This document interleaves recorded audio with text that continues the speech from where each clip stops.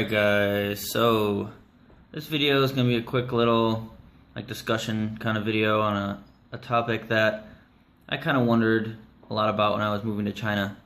And that topic is, as you can see the title, culture shock.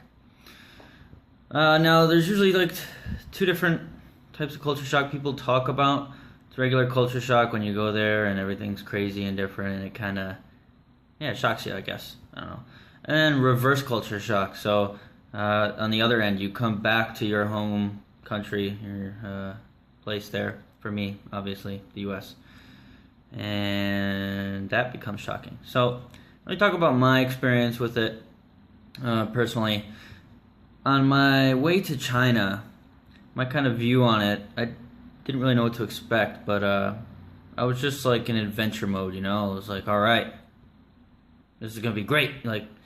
Biggest adventure of my life, right? I've never really left the country besides going to Canada. Never had the opportunity to, so getting a job out there, obviously that's my opportunity. When I got there, I expected everything to be different, obviously. And yeah, I studied a little bit of Chinese before going, but not really enough to get me by, so I knew I was gonna be struggling a bit.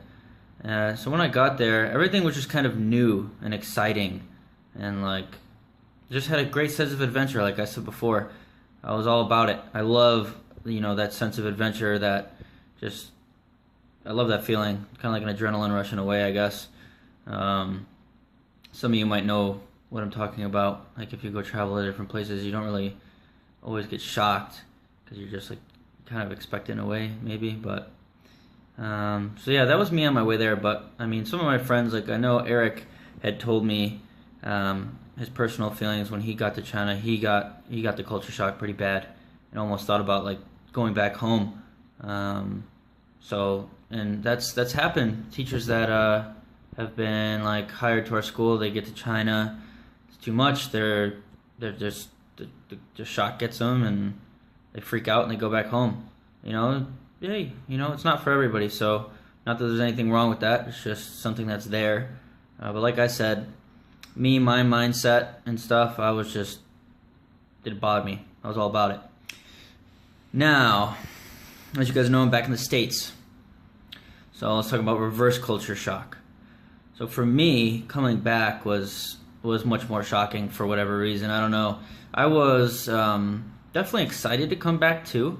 It wasn't really a sense of adventure. It was just nice to go back, see your friends, your family, and kind of go back to home and what you're used to. But for some reason, when I went from Jinan to Shanghai, Shanghai to Detroit. When I got to Detroit, the feeling was very surreal, but at the same time, just fucking shocking. I felt so weird and just kind of out of place for some reason. As soon as you get off the plane, bunch of American people speaking English everywhere, and for me, I don't know, it's kind of a little bit of processing overload for my brain, because usually when you're in China, you're walking around, you hear Chinese, it's normal. When you hear English, you're kind of what was that? Who's speaking English? Because where I live, there's not a lot of foreigners, not a lot of people speak English, so it's very rare.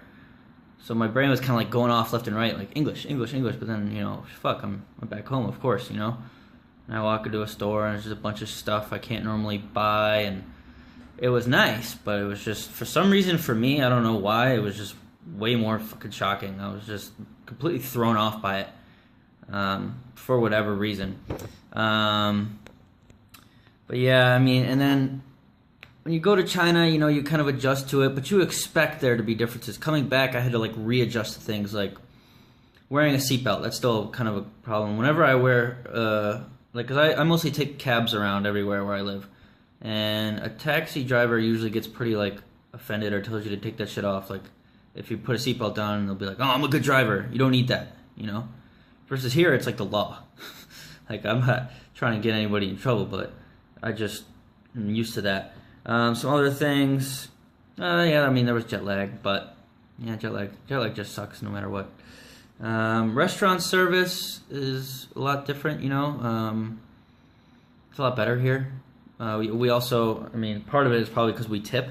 In China, there's no tips, so that's also been a weird adjustment for me. I just keep, almost forgetting to tip people. I haven't forgotten, but I'll be like on my way out and then, shit, I forgot. I gotta go put money on the fucking table. So that's definitely different. And driving here is a lot smoother, a lot more orderly compared to China. And just kind of readjusting back into my normal, what would be normal for me because I grew up here, right? It's just, I don't know, for some reason, much more, I don't know, weird. It's just strange for me for whatever reason. But friends and family, it was good. I pick up right where I left off. There was no awkwardness with friends or family. It was just like right back into it. Everyone was happy to see you and all that. So yeah, that's my take on culture shock and reverse culture shock. Everyone is a little bit different. That was my experience. So if you go into another country and you kind of are very like I wasn't really nervous about it. It was just let's go, good opportunity, chance of a lifetime. Finally get to go see some stuff, and I was in adventure mode. If you're like that, it's probably not gonna bother you. If you're worrying about it and thinking about it too much, that's probably where the shock's gonna come in for going to another country. Why I got culture shock, like reverse kind of shock feeling on the way back, I don't really know exactly why. I mean, stuff happens, but so things to keep in mind if you're gonna travel to another country or anything. But even the shock part, I mean, it wore off for me pretty quick here. It's just like the first few days, and I think once my brain kind of got out of complete jet lag mode, things got better, and I've been here almost 2 weeks now, so things are feeling pretty smooth at this point. But yeah, little information for you guys. Hope that helps with anything. Any questions, comments, leave them in the comment section down there. As always, like the video, comment, share, subscribe, and thanks for watching. Peace.